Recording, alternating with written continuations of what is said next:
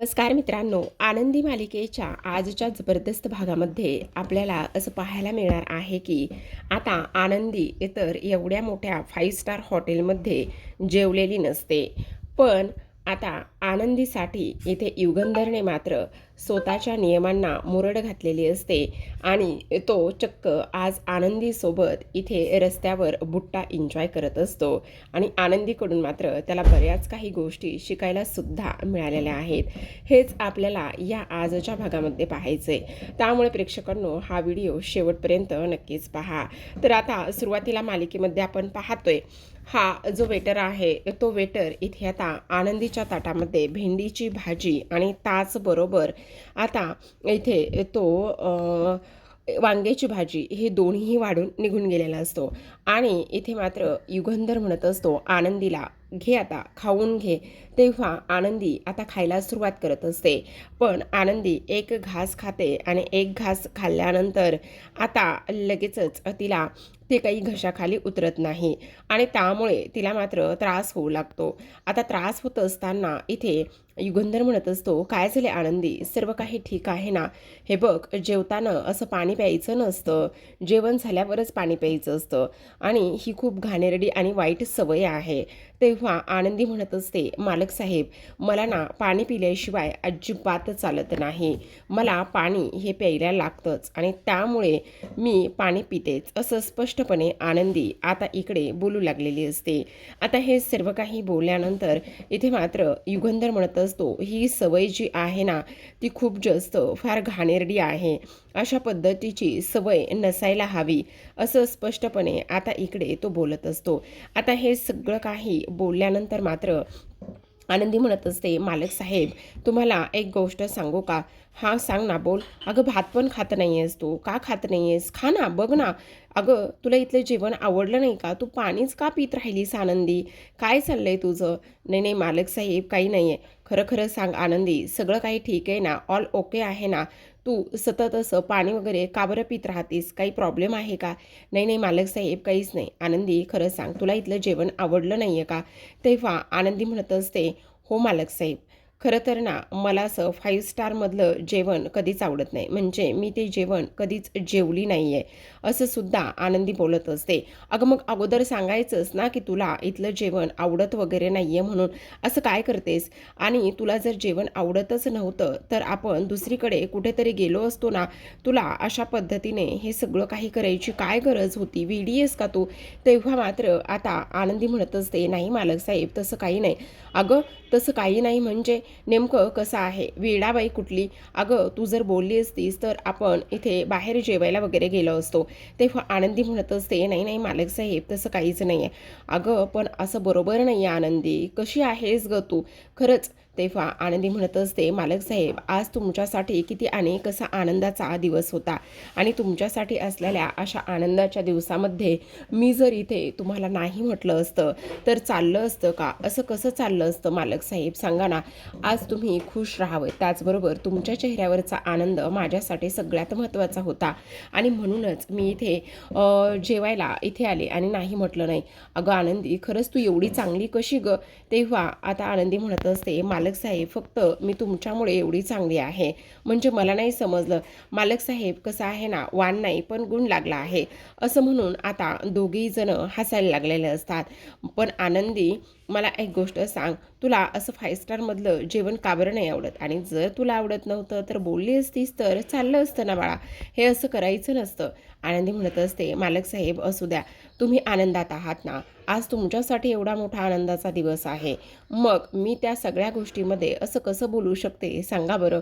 असं म्हटल्याबरोबर आता मात्र इकडे हा जो युगंधर आहे त्याला मात्र आनंदीचं पुन्हा अजूनच कौतुक वाटलेलं असतं आणि तो आनंदीला म्हणत असतो, खरंच आनंदी, धन्य आहेस तू. बरं ऐक ना, आता जेवण तर तू काहीच खाल्लं नाही आहेस, पण आपण काहीतरी स्वीटमध्ये वगैरे ऑर्डर करायचं का? तेव्हा आनंदी म्हणत असते, "नाही मालक साहेब, मला आत्ता काहीच नको आहे." "अगं असं काय करतेस? हे बघ, थोडं तरी इथे स्वीटमध्ये काहीतरी आपण ऑर्डर करूया ना." तेव्हा आनंदी नाही होय, नाही होय म्हणत असताना सुद्धा युगंधर मात्र आता इकडे वेटरला आवाज देतो. आता वेटरला आवाज दिल्यानंतर वेटर येतो आणि म्हणत असतो, "मालक साहेब, काही आणायचं आहे का आणखी?" तेव्हा मात्र इथे ते म्हणत असतात, "इथे स्वीटमध्ये काय आहे?" त्याच वेळेला तो म्हणत असतो, "मालक साहेब, इथे आईस्क्रीम आहे, त्याचबरोबर गुलाबजामुन आहेत, बासुंदी आहे, तुम्हाला काय हवं आहे?" तेव्हा आनंदीला इथे युगंधरने ऑर्डर करायला सांगितलेलं असतं की तुला जे काही हवं आहे ना ते ऑर्डर कर. तेव्हा आनंदी म्हणत असते, "माफ करा मालक साहेब, पण मला ना यामधलं काहीच आवडत नाही." असं म्हटल्याबरोबर आता पुन्हा एकदा युगंधर म्हणत असतो, "अरे आनंदी, काय चाललंय तुझं? तुला हे सुद्धा काहीच आवडत नाही आहे?" "हो मालक साहेब, नाही, मला हे सुद्धा काहीच आवडत नाही." "त्यापेक्षा तुमचं जेवण झालेलं आहे ना, मग जेवण जर झालेलं असेल ना तर मी म्हणेल तिथे आपण जाऊया का? कुठे? तुम्हाला सुद्धा ना ती जागा खूप जास्त आवडेल." असं आता इथे ती बोलत असते. तेव्हा आता युगंधर म्हणत असतो, "ठीक आहे, जर तुला मला बाहेर घेऊन जायचं असेल तर चालेल, मी नक्कीच येईल." पण आनंदी म्हणत असते, "पण नाही मालक साहेब, मला माहिती ना, इथल्यापेक्षा कितीतरी चांगली जागा आहे ती." असं म्हटल्याबरोबर आता लगेचच दोघी जण तिथून जेवण झाल्यानंतर आता बाहेर जायला तयार झालेले असतात. मग आता लगेचच इकडे हा युगंधर आनंदीला म्हणत असतो, "आनंदी, खरंच सांगू का, मला तुला ना थँक्यूसुद्धा म्हणायचं आहे." आता आनंदी म्हणत असते, "मालक साहेब, असं आता मला थँक्यू वगैरे काहीही म्हणू नका, आपण ताबडतोब जाऊया का?" तेव्हा युगंधर म्हणत असतो, "ठीक आहे, जाऊयात." असं म्हणून आता दोघेही जण तिथून निघणार असतात. दुसऱ्या बाजूला मात्र माई आणि बापू हे आता हॉलमध्ये चहा पीत बसलेले असतात आणि तेवढ्यातच मिताली, पृथ्वी आणि प्रांजल हे तिघेही जण आलेले असतात. तेव्हा माई म्हणत असतात, "अरे वा वा वा वा वा, म्हणजे इथे पोरांनो तुम्ही तर आलेला आहात का?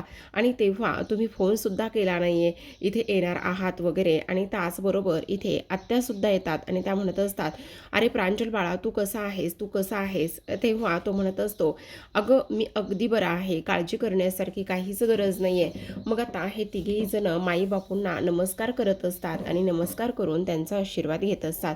तेव्हा प्रांजल आत्याला म्हणत असतो, "आत्तू, अजिबात काळजी करू नकोस, मी अगदी बरा आहे, मला काहीही झालेलं नाही."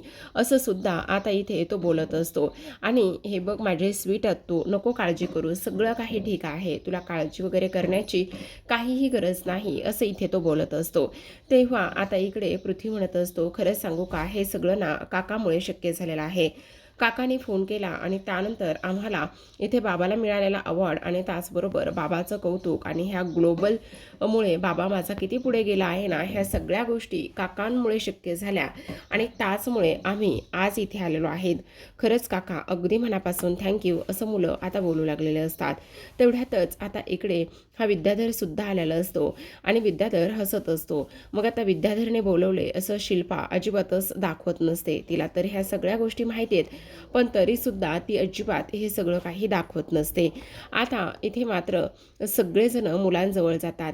मग धावतच आता पृथ्वी हा विद्याधरकडे जातो आणि विद्याधरकडे गेल्यानंतर लगेचच म्हणत असतो, "काका, खरंच सांगू का तुला, सगळ्यात महत्त्वाची गोष्ट म्हणजे मी तर खरं ना त्या दिवशीच्या कार्यक्रमापासून ना तुझ्या सोबत बोलायचं सोडलं होतं. म्हणजे ना मी तुझ्यासोबत त्या दिवसापासून रागवलंच होतो. मी ना काहीच बोलत नव्हतो तुझ्यासोबत. पण सो सॉरी यार, खरंच माझं जरा चुकलंच. पण आज मात्र तू बाबांसाठी आणि ह्या सगळ्या गोष्टींसाठी एवढा सगळा विचार करतोयस, हे पाहून ना खरंच मला फार जास्त आनंद झाला आहे."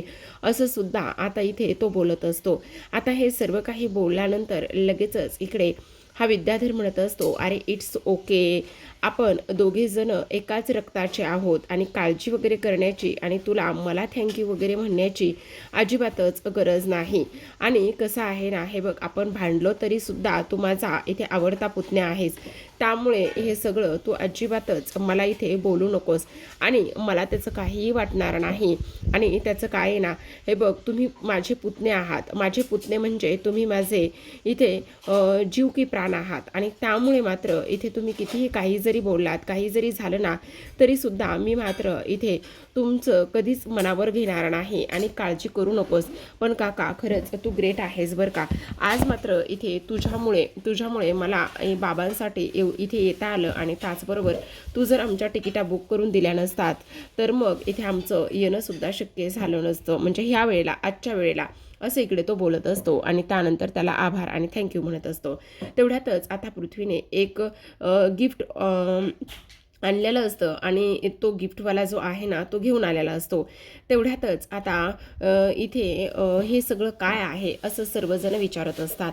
मग पृथ्वी म्हणत असतो, आज ना बाबासाठी एवढा मोठा आनंदाचा दिवस आहे, त्यामुळे आम्ही ना बाबासाठी ना फॅमिली ट्री इथे एन्जॉय केला आहे, म्हणजे ऑर्गनाईज केला आहे फॅमिली ट्री, आणि आम्ही ते फॅमिली ट्री इथे आता सरप्राईज म्हणून देणार आहोत, असं सुद्धा आता इकडे तो बोलत असतो. म्हणजे काय आहे ना, यामध्ये बाबांचे काही स्पेशल फोटो आहेत, त्याचबरोबर आमचे काही स्पेशल फोटो आहेत आणि काही जुन्या आठवणींना आम्ही इथे उजाळा देण्याचं काम केलं आहे, असं इकडे तो बोलत असतो. म्हणजे ह्या सगळ्या गोष्टीमुळे ना बाबांना मात्र फार जास्त आनंद होईल.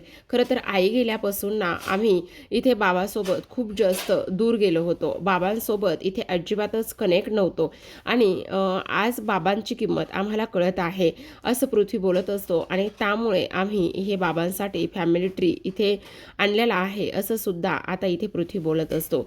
आणि तेव्हा मात्र इथे सर्वांना आनंद झालेला असतो.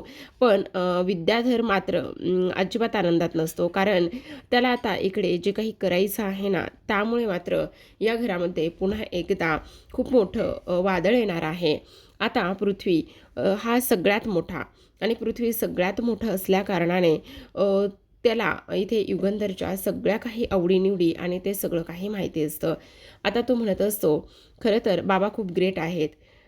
त्यांच्यामध्ये असलेला देवमाणूस मला कधी कळलाच नाही. त्यांनी त्यांचं प्रेम कधी दाखवलं नाही. पण तरीसुद्धा इथे बाबांनी आज आमच्यासाठी हे सगळं काही जे करून ठेवलं आहे, ते मात्र फार जास्त आनंदाचं आहे आणि ह्या सगळ्या गोष्टी मात्र इथे आम्ही कधीच विसरणार नाहीत, असं सुद्धा आता इथे तो बोलत असतो. मग शिल्पा म्हणत असते, बरं झालं तुम्हाला युगंधरचं हे सगळं काही समजलं आणि त्याचबरोबर तुम्ही इथे तुमच्या बाबाला माफसुद्धा केला आहे, ही सुद्धा फार मोठी आणि आनंदाची गोष्ट आहे. आता मात्र विद्याधर मनामध्ये म्हणत असतो, करा करा करा, जे काही एन्जॉय करायचं आहे ते करा. एकदा का युगंधर आला की आता मात्र खूप मोठा बॉम्ब इथे फुटणार आहे, असं सुद्धा तो बोलत असतो. आणि काही जरी झालं तरीसुद्धा मात्र इथे आता मी या घरामध्ये धमाका केल्याशिवाय राहणार नाही. मी उगाचच काही पोरांना इथे बोलावून घेतलं नाही आहे. मी इथे पोरांना का आणि कशासाठी बोलावून घेतलं आहे हे मात्र लवकरच समजणार आहे, असं सुद्धा आता इकडे तो बोलत असतो. दुसरीकडे मात्र आनंदीच्या आवडीचं ठिकाण ते म्हणजेच की इथे रस्त्यावर लागलेली ही बुट्ट्याची गाडी, आणि तिथे आनंदी युगंधरला घेऊन आलेली असते. आता आनंदी युगंधरला तिथे घेऊन आल्यानंतर इथे युगंधर म्हणत असतो, अगं आनंदी, हे काय, तू मला इथे रस्त्यावर हा बुट्टा खायला घेऊन आलेली आहेस आणि हे आवडीचं ठिकाण आहे तुझं?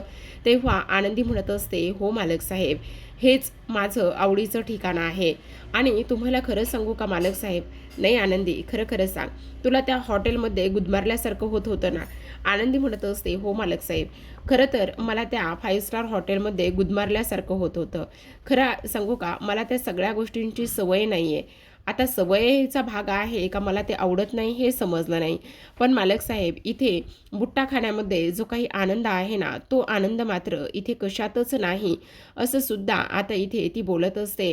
आणि त्यानंतर मात्र इथे युगंधर म्हणत असतो, हो का आनंदी?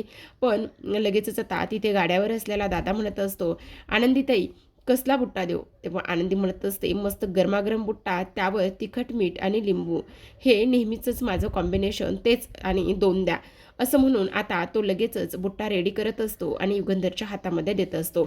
आता आनंदी तो बुट्टा घेते आणि लगेचच खायला सुरुवात करत असते. आता इकडे युगंधरला सुद्धा तिने दिलेला असतो. पण युगंधर म्हणत असतो, "अगं आनंदी, पण माझं पोट ऑलरेडीच भरले, मला भूक नाही आहे." "अहो मालक साहेब, असं काय करताय? तुम्ही हे रस्त्यावरचा भुट्टा एकदा मनसोक्त पद्धतीने खाऊन तर बघा. तुम्हाला खरं सांगते मी, खूप जास्त आनंद होईल. तुम्हाला नक्कीच भुट्टा आवडेल." असं सुद्धा आता इकडे ती बोलू लागलेली असते. आणि युगंधरला आता भुट्टा तिने खायला लावलेला असतो. आता आनंदी मात्र इथे भुट्टा खात असते. तिला सवय असल्यामुळे तिला काही फारसा त्रास होत नाही.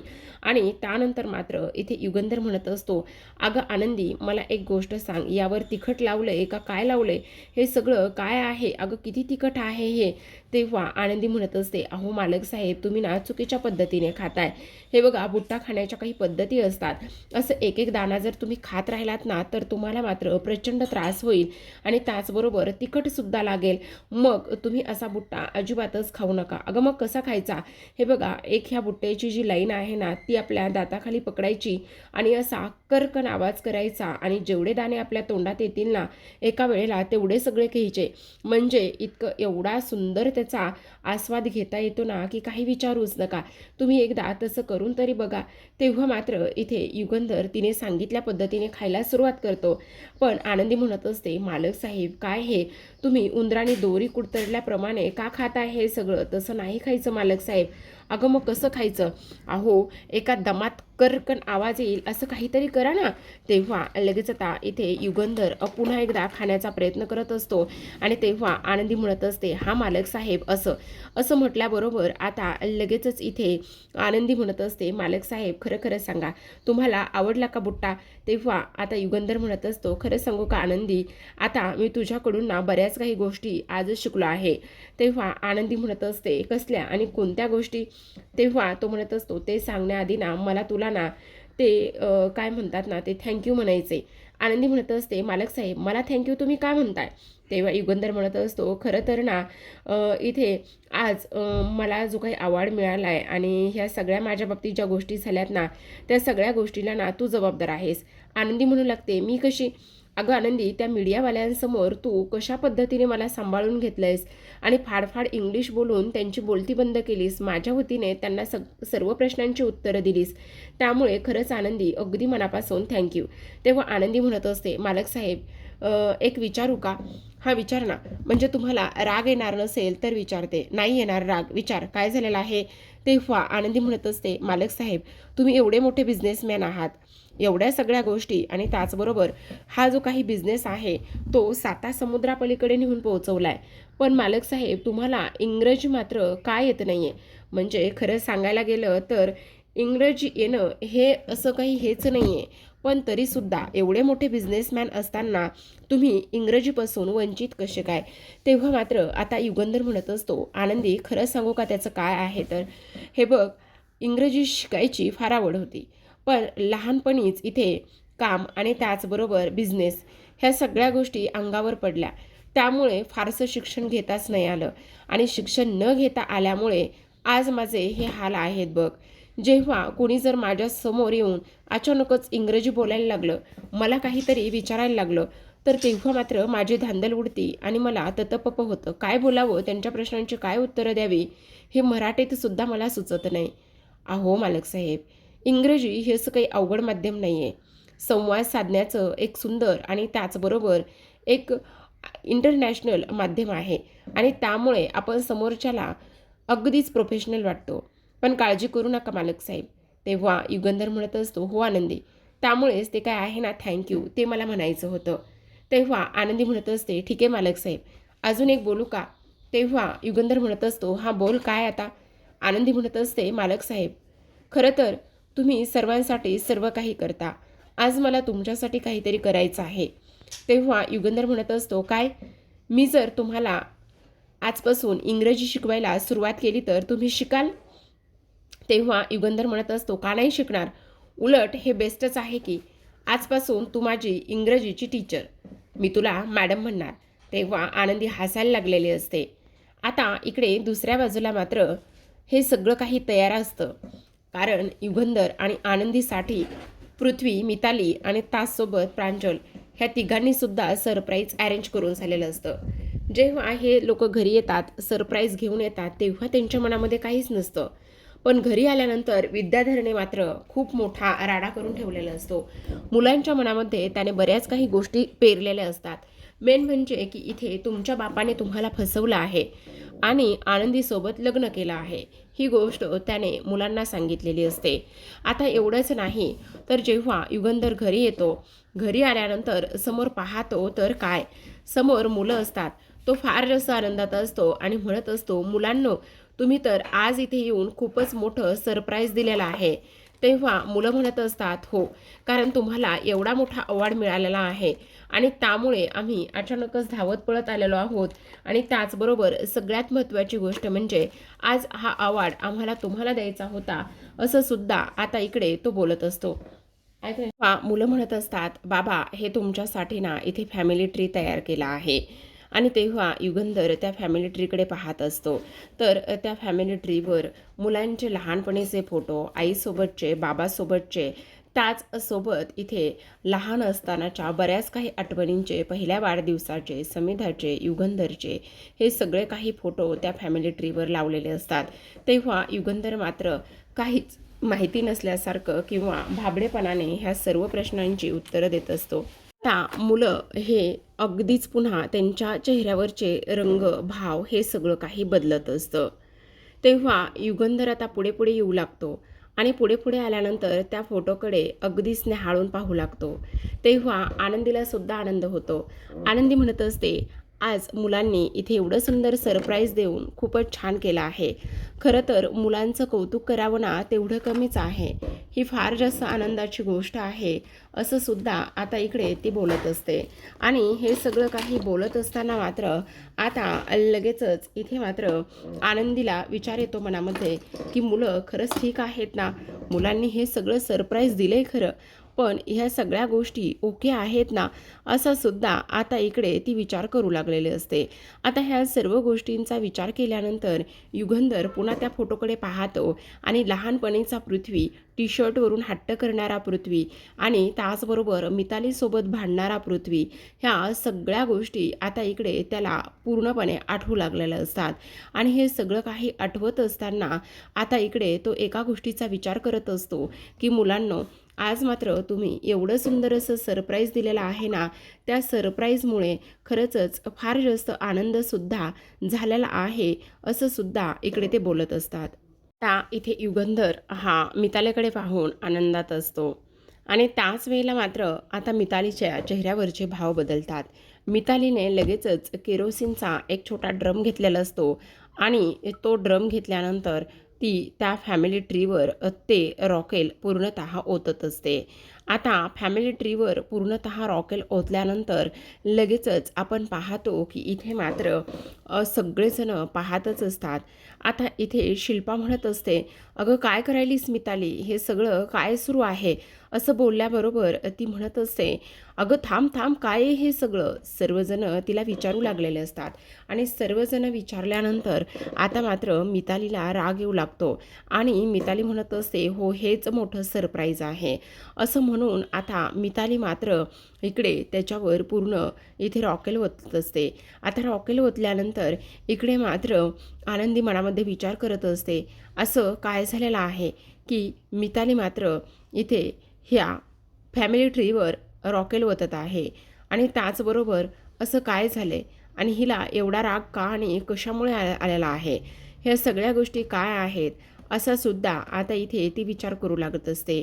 आणि ह्या सर्व गोष्टींचा विचार केल्यानंतर लगेचच आता इकडे पृथ्वी म्हणत असतो, हो, कारण ह्या सगळ्या ज्या गोष्टी आहेत ना, त्या ह्याच पद्धतीने होणार आहेत आणि आम्ही ह्या सर्व गोष्टी ह्याच पद्धतीने करणार आहोत, असं सुद्धा आता इकडे तो बोलत असतो.